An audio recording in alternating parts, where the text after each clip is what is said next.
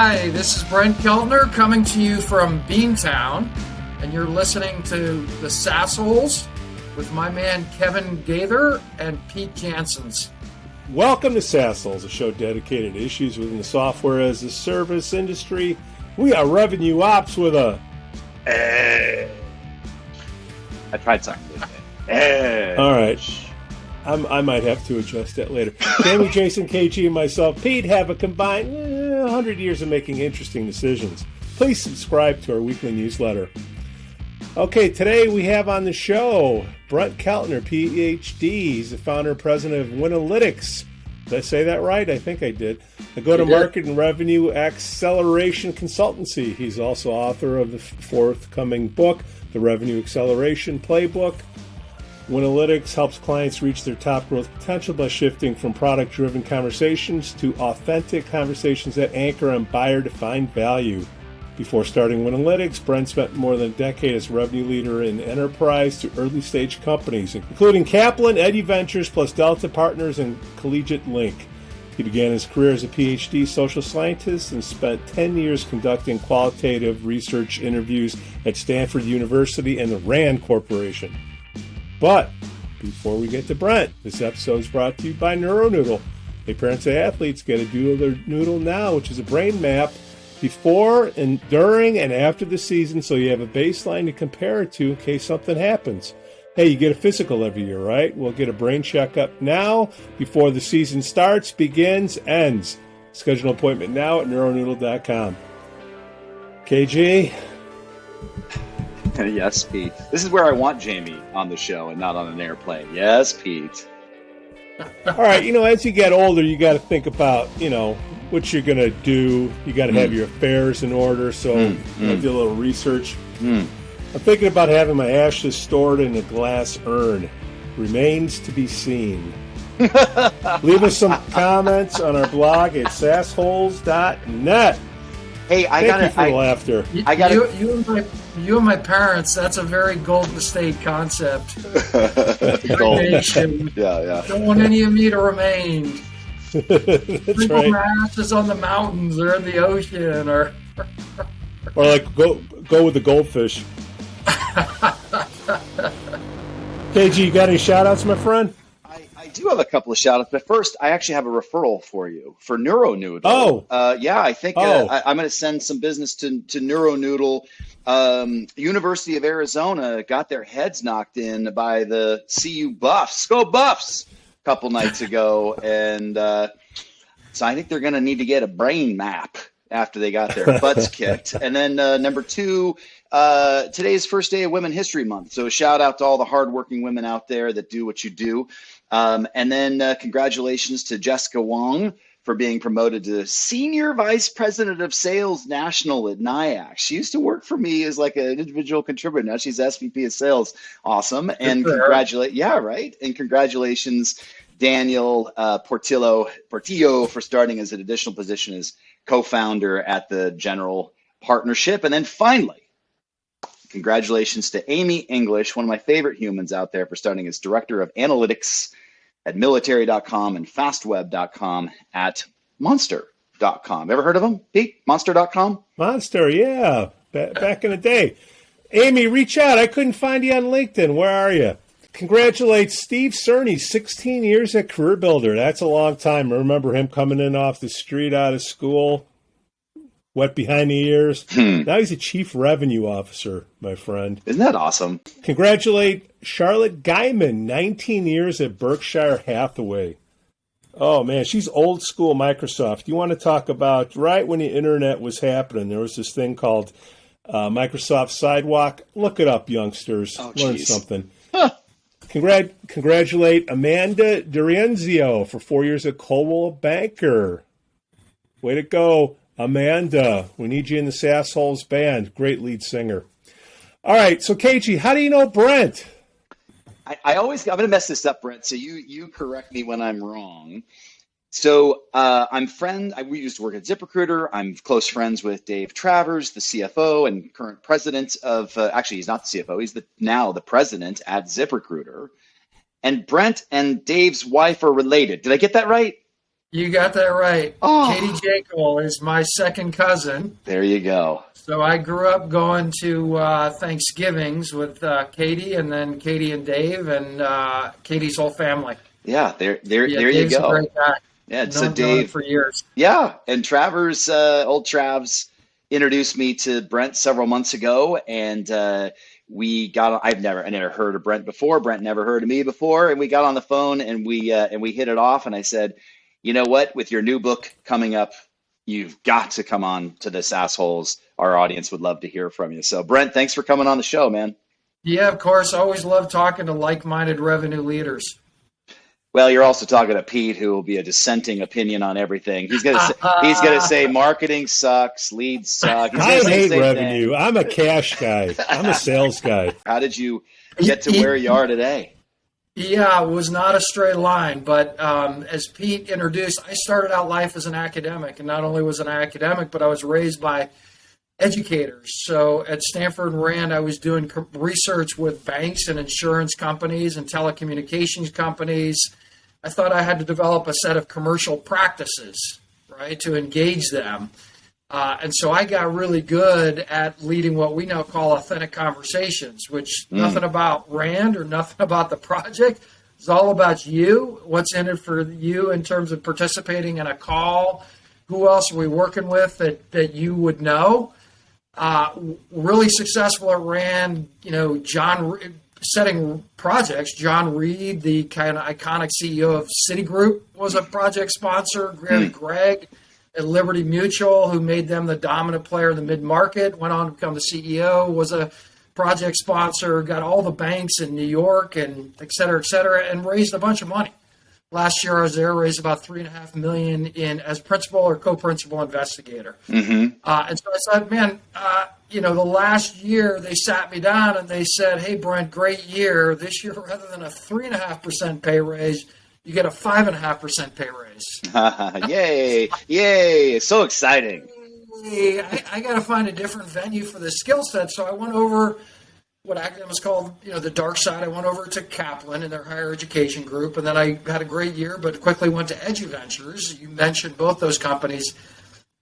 And I started building go-to-market teams. And I went to all my buddies in, business and sales, like, hey, give me your best resources. All the stuff they sent me was about dragging the buyer through the pain, pitching them your product, handling their objections, and closing them down. And I was like, where's the buyer in this? Where's the buyer partnership in this? So I went right back to what I had done at Rand, taught my team how to run authentic conversations. It begins and ends with what's the buyer trying to solve and what will they do about it to realize that value.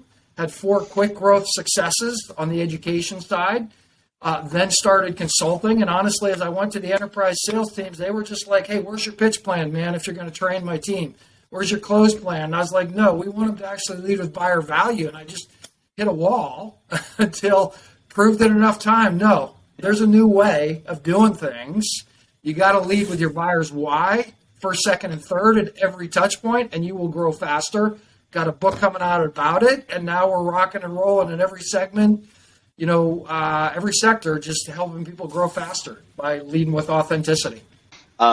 Brent, this is awesome. So tell me, what are the 3 main tenets of the Revenue Acceleration Playbook?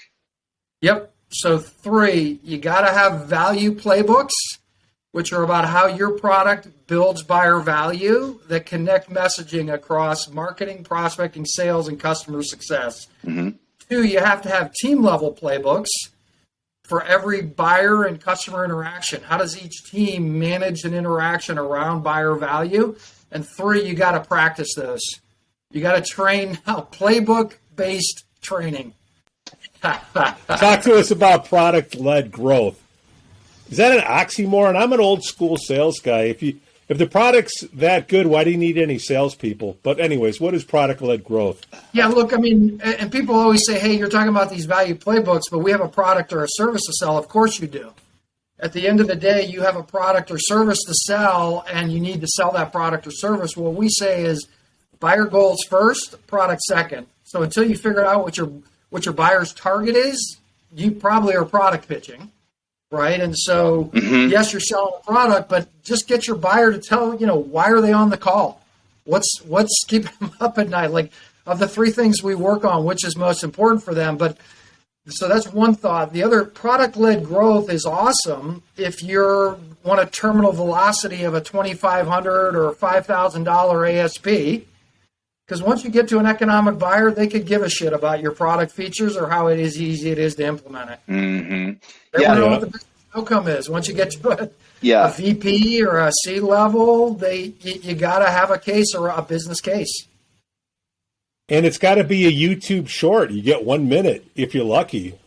Yep. I bet you these videos are going to go to 30 seconds. It's crazy the attention span that's out there.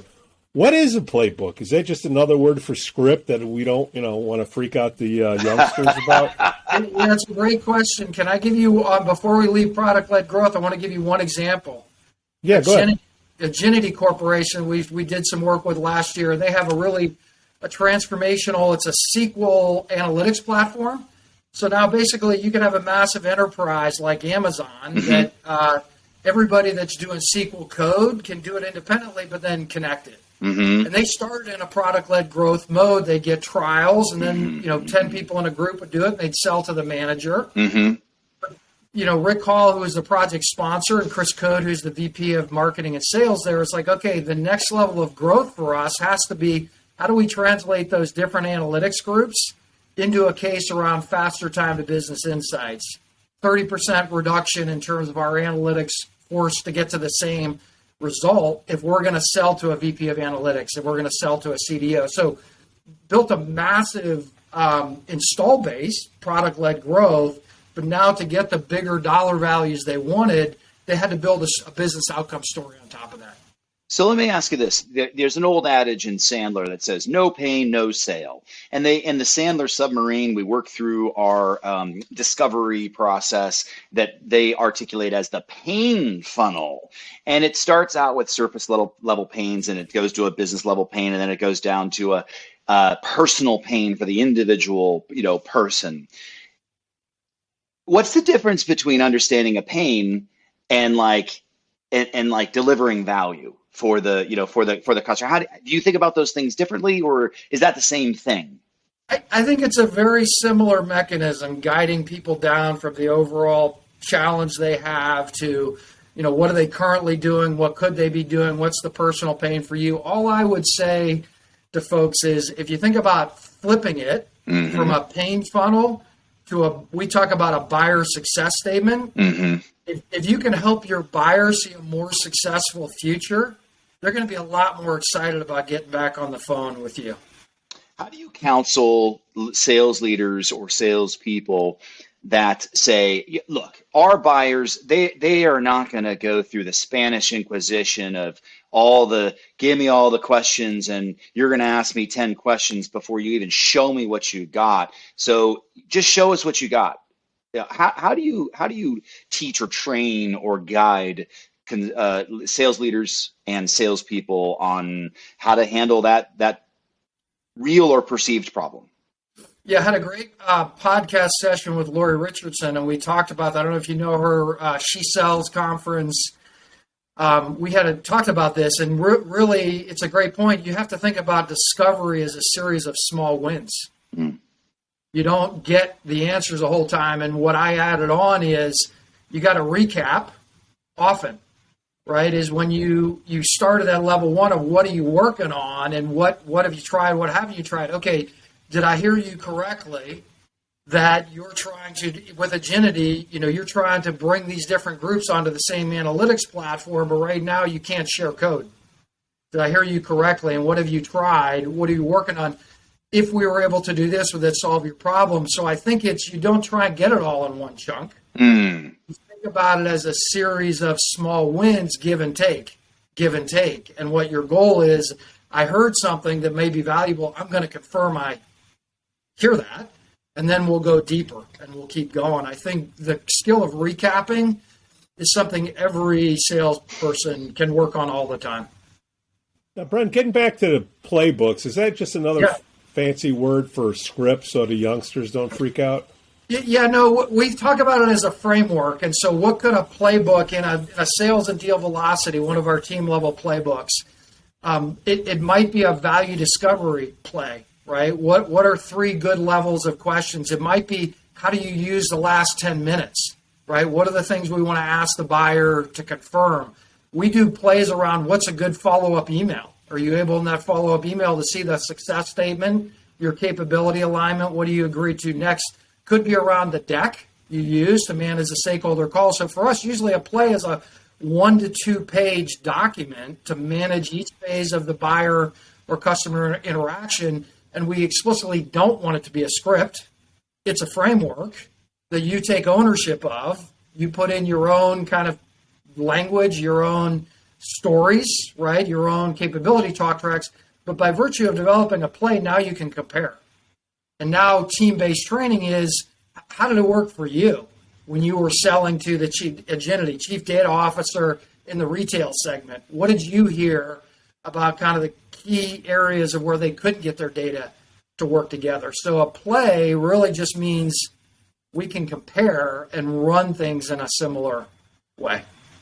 Yeah, I mean, look, I don't know what sports teams you guys follow, football, college football, baseball, whatever, but if your main sports team didn't have a playbook, how serious would you think they were?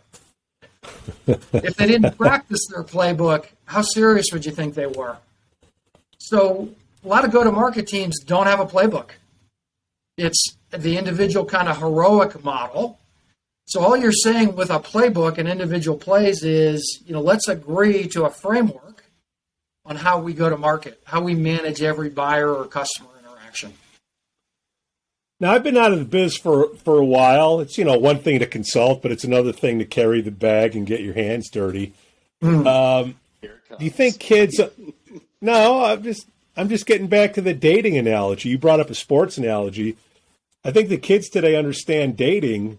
You have a one-night stand, you have a long-term relationship. I look at that as revenue, one-night stand, that's invoicing in cash. And, what is the script? All the same things that you can say on a date, whether it's, how'd you get the lead? Was it Tinder? Or I don't even know what the new stuff is, right? But you swipe right. Okay, you got the lead. All right, now you got to close for the live call, right? Well, all the different steps.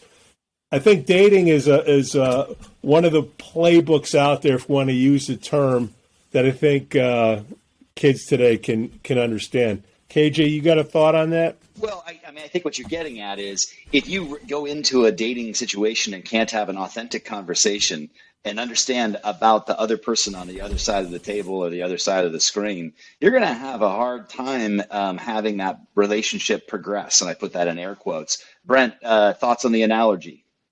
Yeah, no, I think it's exactly right. I mean, usually in a dating situation, you're kind of asking questions to see where people come out on core things like work-life balance or family. Like, do you want to spend your vacations with your family, right? You're looking. Do you want a family? What's that? Do you even want? Do you want a family? So you're asking questions about key area of value to kind of draw them out. Yeah. So you can see if there's a fit. And part 2 of the conversation is, okay, well, this is how I think about, how I would spend my vacations or how I think about saving versus traveling. And then you're kind of seeing if you have a match there. And then at the end, you agree, okay, well, what do we do about it next? I really love the dating. I use the dating analogy all the time when I coach and consult. Imagine a world, Brent, where you showed up to a date and the other person showed up and all they did for 30 minutes was talk about themselves.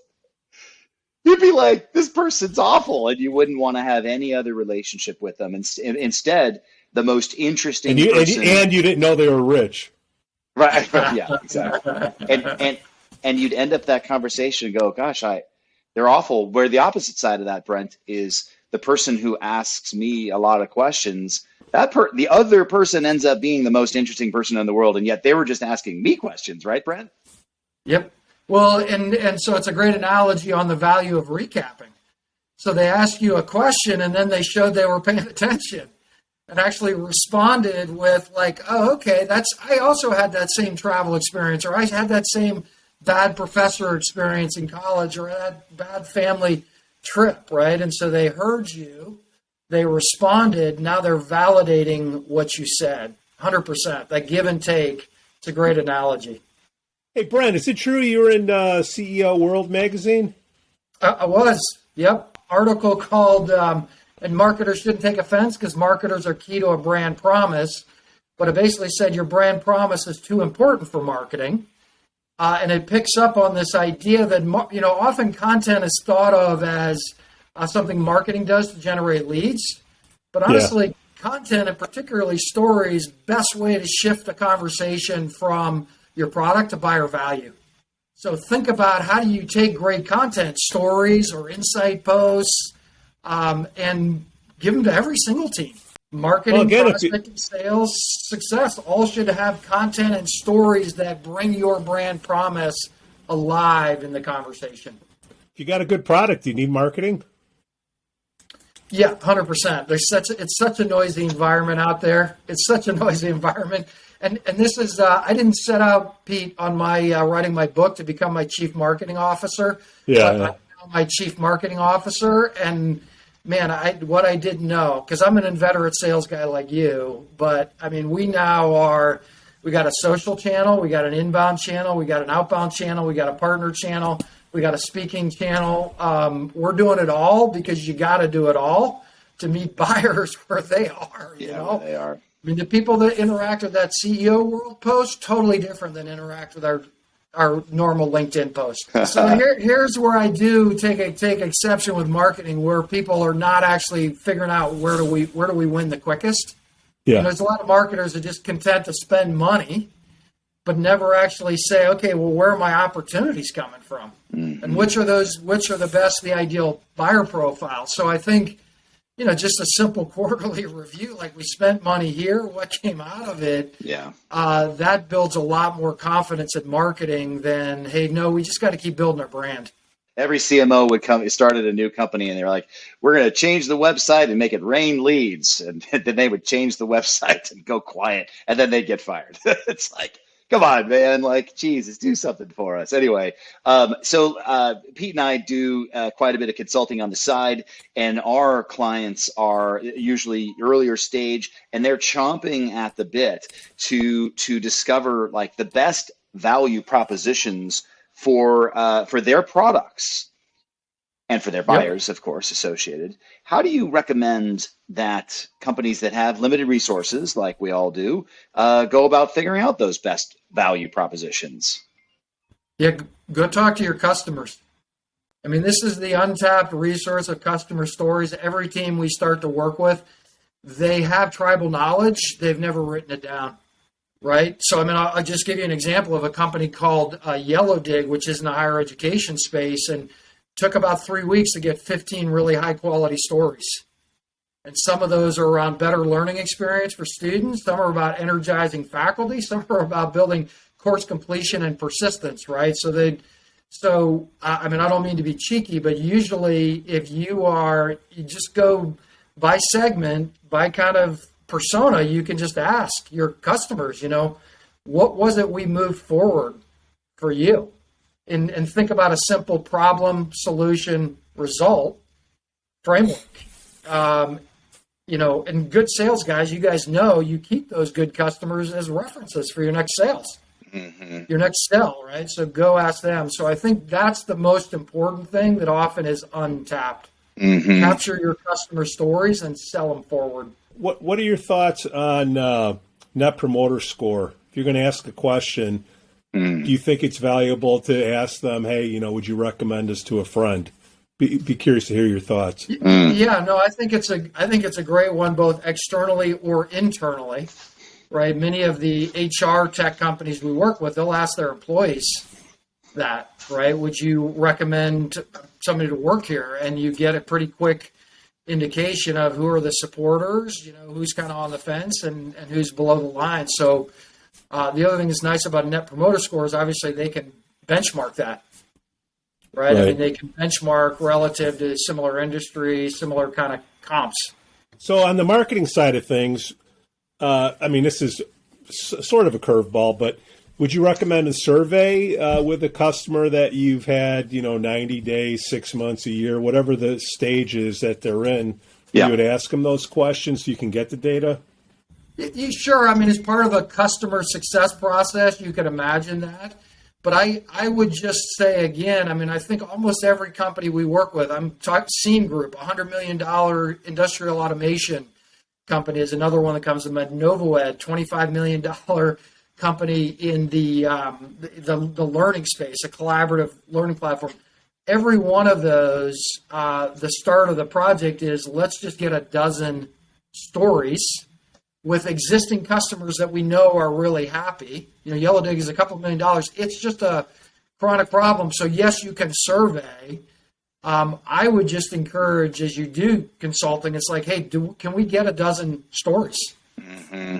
Can we ask our top salespeople? Can we ask our top success people? Can we ask our CEO?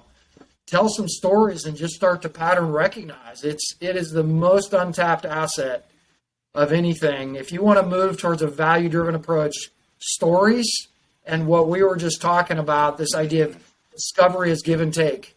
If I have nothing to recap to you, I haven't asked good questions because I haven't stimulated you to share anything of interest. Now, you may give the same answer, but we do have a lot of small businesses that listen to the podcast, and they're about to hit Peter Principle, right? They're getting to the level where, they might need a little bit of help because, they're not $100 million, but they're on their way to get there. Do you have any advice that you would give the small business guy out there that's his own CRO, his own CMO? I am in that situation, right? We're an early growth company, pleased to be in the top 5% of companies that are over $1 million in revenue, but we're not to 10 million, right? Mm-hmm. So I'm in that situation, and I think what I found is I wanted to find a head of marketing. I wanted to find a CMO. It actually made a lot more sense for me to start working with contractors for those channels that you need. Like find somebody who's really good at outbound, and we found a partner there.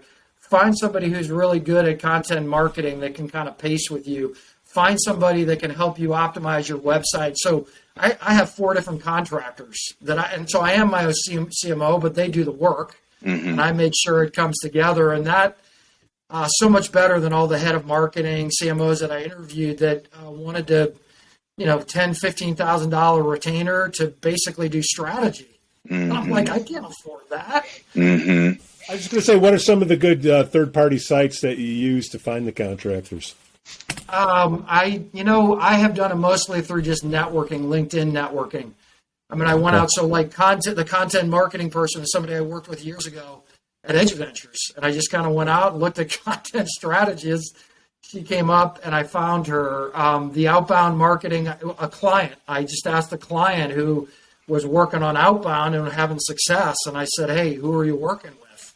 A group named Vanguard Prospecting, and so I started working with them on the SEO. Actually, there's a woman who's just really good at this. She's a independent contractor who's based in India. And so she's helped us build our content funnels for SEO, just taking our content and linking it up to use cases and segments. So I guess what I would say is think about getting partners that have a known process that you believe, because people will tell you they can do all kinds of stuff that they can't. So actually ask them about their process and then reference their process, that the process worked. But I do think everybody in this position, you get to a certain critical mass, you should have an inbound strategy, you should have an outbound strategy, you should have a referral strategy, and you should have a LinkedIn or a Twitter, some kind of content strategy. You should just intentionally over 12 months, and I put those in place like 3 to 4 months at a time. I'd lock one down. Okay, now somebody else can manage it. I need to lock the next one down. So it's been a lift, but well worth it. On the inbound side, you got any thoughts on chat? Is chat be growing, going down? It was a fad. What? On the inbound and outbound side, so one, if you guys were to ask me the key tip on prospecting that early stage anybody gets wrong is they tend to treat campaigns as glorified spam. And if you look at their campaigns, there are 8 topics that are covered in 8 touches. If you want to get more engagement, every campaign just have one theme. And multiple ways you say it, but don't confuse them. They're not going to engage until touch 3 or 4. So pick a value theme for a persona, try it for a month, right? And I think of, basically of email, social, phone, your basic blocking and tackling for prospecting until you have a deeper level of familiarity. And then you can use text. Then you can put people into, Slack or something else where you're kind of engaging them in a community. But before that, it's kind of noise, right? You're trying to get them interested in how you're going to make them more successful, and you're just coming at them with all kinds of stuff. So no, I'm not a fan of chat for prospecting. That's the short answer. In the way you think about the outbound prospecting, and you mentioned LinkedIn messages, emails, calls, how do you think about using those 3? And I'll give you some thoughts or choices here. Is it you use each one of them individually or use them all together for greater results? Somewhat leading, obviously, but how do you think about that? It's the second for sure. Is just the idea of, and this goes back to your overall marketing strategy. Let's let the people pick their channel.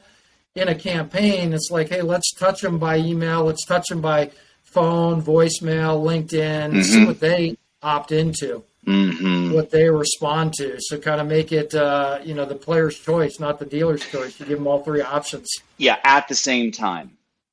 In sequence. Yeah, in sequence. Every 3 days, 5 days. Yes. You're hitting them with a line messaging touch in a different channel. Get this, Brent. I have a customer who chose because it was the lowest cost, chose to do outbound prospecting solely through email to a bunch of potential buyers. And his response to me was, nobody respond. No response whatsoever. First of all, show me the data. I'm sure it wasn't 0, but show me the data. And I said, listen, I felt like, I told you that you should be using a collective strategy and not just solely emails. And I suggested a cadence that had like 10 touches that included emails, calls, voicemails, LinkedIn messages that went along with it. It was like you went into the boxing ring with one arm tied behind your back, and then we're like, God, how come I got my butt kicked? And so as a result, we're now trying this campaign again. But the net here, Brent, if I'm hearing you correctly, I'm recapping, is that it's better for our customers to try those 3 or 4 mediums in sequence as opposed to one individually at a time. Am I hearing you right? Yeah, I think the multi-channel approach you described is definitely what we recommend. And a couple of examples in the book, actually, I think of Torchlight, I think of Mainstay, I think of the work we do with Immersion.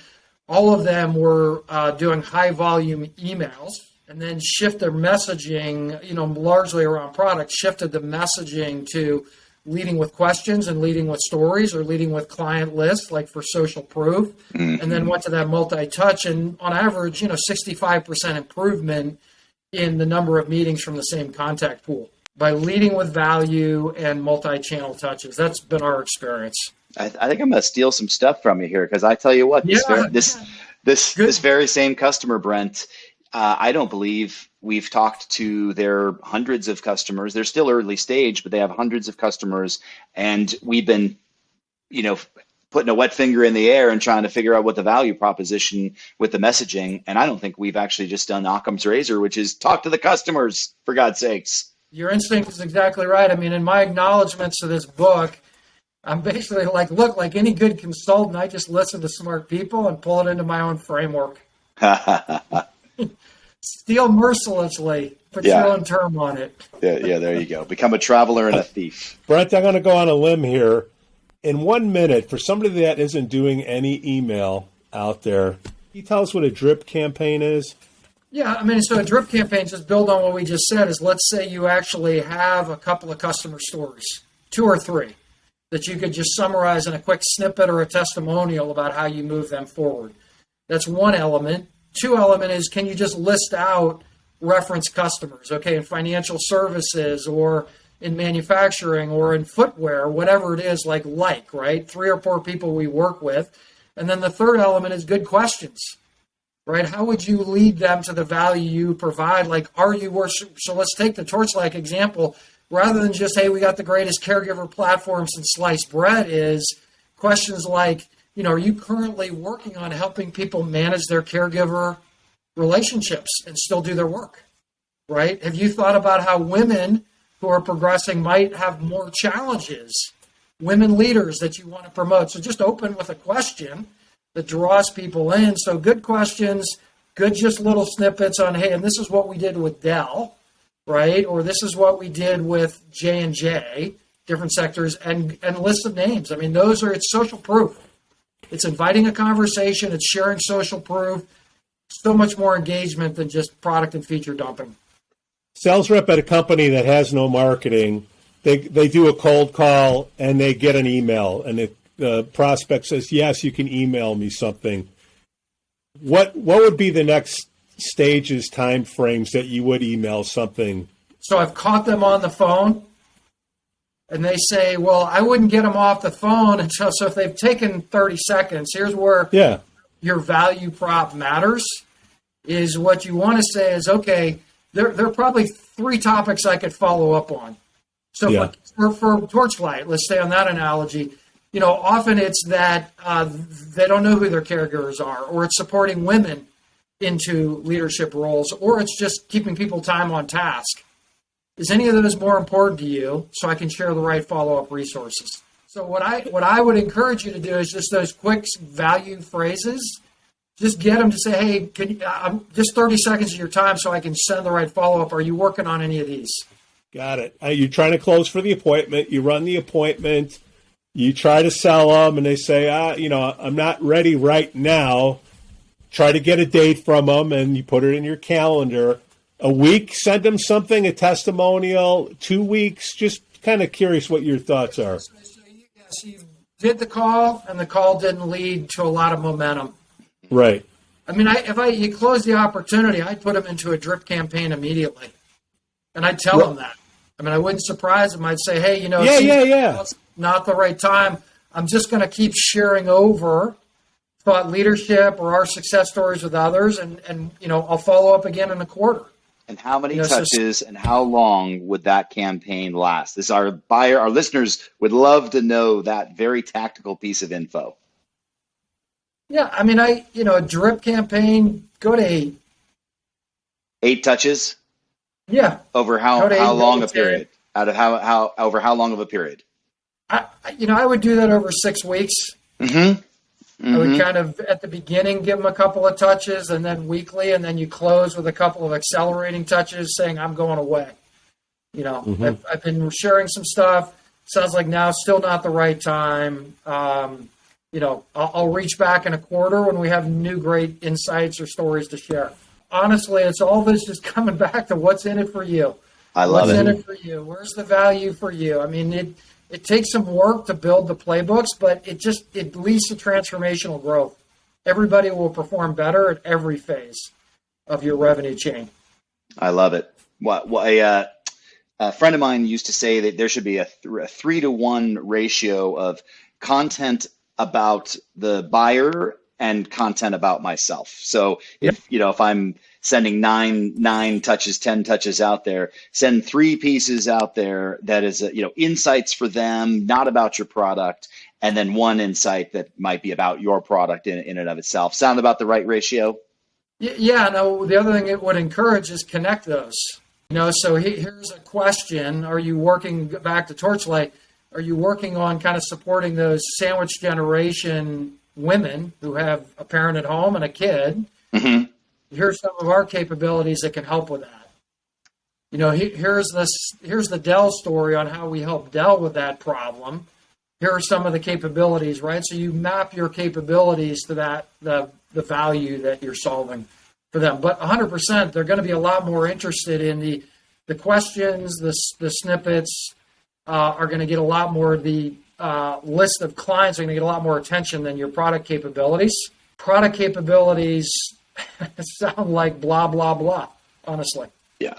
Very hard to differentiate them. It's noise, but when you throw out names they recognize or a quick testimonial or a good question, they will engage in a different way. Brent, you gave us a ton of tips already, and I feel greedy, but do you have a couple tips that we could give out to our newer salespeople out there? Recap often. Recap your buyer's success statement often, and figure out the questions that get your buyer to share that. Because honestly, product pitching, as you guys know, is of epidemic proportions, right? Even with senior sellers, and I won't name clients, but I'm on a lot of calls. I'll join some of our team members, and people have scheduled a demo. And I'll just say, do you know what their business problem is? No, but we'll figure it out at the demo. Like, no, you're just going to pitch the product to them. Yeah. Show up and throw up, Brent. Show up and throw up. So can you, before the demo, just say, here are the 3 things we could cover. What's most important that we should start with? So this is, if you want to do well in the modern day of selling, figure out how you can ask questions that get your buyer to share what will make them more successful. Where would you want to be, in 6 months? If you were working on caregivers, where would you want to be in 6 months? If you could improve how you do analytics across different groups, what would be a win for you? What would make you a hero to your boss? Figure out your questions that get them to share what will make them a successful. Why are you on the call? What's the one thing you want to get out of the call? Whatever your language is about being a hero, the touchdown dance, wave a magic wand, you got to get them to tell you what's going to make them more successful. You don't have a sales opportunity until you do. When is your book coming out, and what's the best way for our listeners to learn more about you? Yeah, so it comes out on April 5th, and best way is just easy to remember domain is authenticitywins.com, and that will take them right to our homepage and our book website, and they can, like Kevin did, they can download the foreword and the first chapter of the book right at that website, and so they'll give, they've heard a sense of how we think about the world from this, but that will go a little bit deeper. And your website is winalytics.com, WINALYTICS? .com, yep. .com, okay, great. And I'm always happy. They can email me directly at bkeltner@winalytics.com as well. Always happy to take questions. And we'll put all that in the podcast notes. Brent, thanks for coming on the show, man. Yeah, Pete and Kevin, great to talk with you guys today. That was awesome. That was awesome. Thanks for listening to the Sassholes. On behalf of Jamie, KG, and myself, Pete, we thank you for listening, and we ask that you give us 5 stars in Apple Podcasts. Hey, if they can't hear us, we can't help them. Subscribe to our weekly newsletter, and you always can buy us a beer on Patreon/Sassholes. We thank you for tuning in. Cue the music.